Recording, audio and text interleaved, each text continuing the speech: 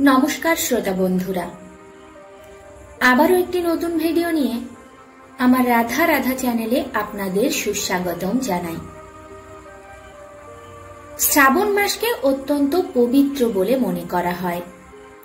श्रावण मासे भगवान शंकर अर्थात शिव जी के उत्सर्ग करा हय एवं भक्तरा महादेव और माता पार्वतीर विशेष पुजो करें। श्रावणेर सोमवार व्रतेर विशेष गुरुत्व रयेछे। भोलानाथेर भक्तरा अधीर आग्रहे अपेक्षा करें एई श्रावण मासेर। धर्मीय विश्वास अनुयायी श्रावण सोमवार उपवास करले भक्तदेर सकल मनोबांछना पूर्ण हय, सुख एवं समृद्धि बृद्धि पाय। प्रति बछर आषाढ़ पूर्णिमार शेष थेके शुरू हय श्रावण मास। श्रावण मासे सोमवार उपवास, शिवरात्रि, मंगला गौरी उपवासेरो विशेष तात्पर्य रयेछे। आमरा प्रत्येकेई जानी जे कोनो पुजो शेषे तार व्रत कथा यदि ना शोना हय ताहले ता असम्पूर्ण थेके जाय। ताहले चलुन आजके आमरा श्रावण सोमवारेर व्रत कथा शुने निই। आमरा प्रत्येकेई जानी जे कोनो पुजो शेषे यदि तार व्रत कथा श्रवण ना करा हय ताहले ता असम्पूर्ण थेके जाय। ताहले आसुन आमार संगे श्रावण सोमवार पुजो शेषे व्रत कथा श्रद्धापूर्वक श्रवण करुन। पुराकालेर काहिनी। अमरपुर नामक एकटी नगरे आमिर शाहुका नामे एक व्यवसायी थाकतेन। तार कोनो सन्तान छिलो ना, जार कारण हेतु तिनी खूबई कष्टे थाकतेन। सन्तान प्राप्तिर जन्य तिनी प्रत्येक सोमवार व्रत करे महादेवेर पूजो करतेन। सन्ध्येर समय मंदिरे गिये भगवान शिवेर सामने घियेर प्रदीप ज्बालातेन। तार भक्ति देखे माता पार्वती खूबई प्रसन्न हयेछिलेन एवं भोले बाबाके बोलते लागलेन, हे प्राणनाथ, इनी आपनार सत्यिकारेर निष्ठावान भक्त, कृपा करे एनार मनस्कामना पूर्ण करे दिन। एटी शुने महादेव बोललेन, पूर्व जन्मेर कर्म हेतु एर भाग्ये सन्तान सुख नेই, किन्तु माता पार्वती ता मानते अस्वीकार करलेन। तखन महादेव स्वप्ने ओई शाहुकाके दर्शन दिलेन एवं सन्तान प्राप्तिर आशीर्वाद दिलेन एवं सन्तान लाभेर आशीर्वादेर संगे संगे एटिও बोललेन तार पुत्रेर आयु सीमित हबे आर आयु मात्र 16 बत्सरेर हबे। एटी शुने शाहुका प्रसन्न तो हलेन किन्तु तार संगे चिंतित हये पड़लेन। এই সকল কথা তিনি তার স্ত্রীকেও বলে দিলেন। তার পুত্রের অল্প আয়ু জেনে শাহুকার স্ত্রীও খুব দুঃখী হলেন, কিন্তু শাহুকার তার সোমবারের ব্রতের নিয়ম ছাড়লেন না। কিছু সময় পর শাহুকারের ঘরে এক সুন্দর পুত্র সন্তান জন্ম নিল, যার নাম তিনি অমর রেখেছিলেন। এখন অমর 11 বছরের হয়ে গিয়েছিল। তখন শাহুকার তাকে তার মামার সঙ্গে শিক্ষা প্রাপ্ত করতে কাশী পাঠিয়ে দিয়েছিলেন।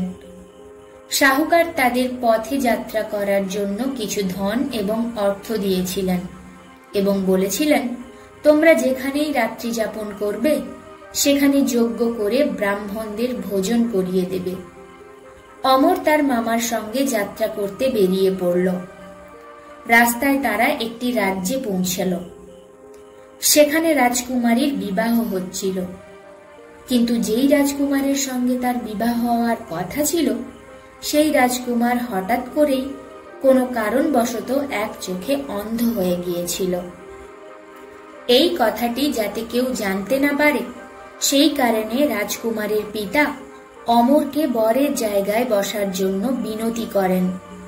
অমর এই বিনতি স্বীকার করে রাজকুমারী চন্দ্রিকার সঙ্গে বিবাহ করলেন। বিদায়ের সময় অমর রাজকুমারী চন্দ্রিকাকে সকল সত্য বলে দিল এবং তাকে তার বাবার কাছে রেখে কাশী চলে গেল। যখন অমর 16 বছরের হয়ে গিয়েছিল তখন সে একটি যজ্ঞের আয়োজন করেছিল এবং যজ্ঞের পরে ব্রাহ্মণদের ভোজন করিয়েছিল।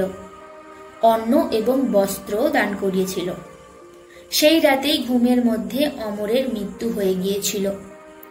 অমরকে মৃত দেখে তার মামা জোরে জোরে কাঁদতে লাগলেন। তার কান্না দেখে মহাদেব এবং মাতা পার্বতী সেখানে উপস্থিত হলেন। মাতা পার্বতী মহাদেবকে বললেন, প্রভু, এই ব্যক্তির কষ্ট দূর করুন। তখন মহাদেব বললেন, এ সেই শাহুকারের পুত্র যে 16 বছর বেঁচে থাকার আশীর্বাদ পেয়েছিল। তখন মাতা পার্বতী মহাদেবকে বললেন, এর পিতা 16 বছর ধরে সোমবারের ব্রত করে, আপনাকে ভোগ দিয়ে ঘৃতের প্রদীপ প্রজ্বলন করে। কৃপা করে ওনার দুঃখ দূর করুন। মাতা পার্বতীর এমন প্রার্থনা শুনে মহাদেব অমরকে আশীর্বাদ দিলেন। আশীর্বাদ প্রাপ্ত হতেই অমর জীবিত হয়ে গেল। সুস্থ হতেই সে নিজের নগরের দিকে যাত্রা শুরু করল। রাস্তায় সে রাজকুমারী চন্দ্রিকার কাছে এসে পৌঁছাল। সেখানকার রাজা এবং রাজকুমারী চন্দ্রিকা অমরকে চিনতে পারল। রাজা রাজকুমারী চন্দ্রিকাকে অমরের সহিত তার গৃহে বিদায় জানালেন। অন্যদিকে শাহুকার এবং তার স্ত্রী জানতেন 16 বছর বয়সে তাদের পুত্রের মৃত্যু নিশ্চিত। এই কারণে তারা খুবই দুঃখী ছিলেন এবং কষ্টের মধ্যে নিজেদের জীবন অতিবাহিত করছিলেন। তখন তার পুত্র অমর রাজকুমারী চন্দ্রিকার সহিত গৃহে প্রবেশ করল। অমরকে তার নববিবাহিত স্ত্রীর সঙ্গে দেখে শাহুকার এবং শাহুকারনী খুবই প্রসন্ন হলেন।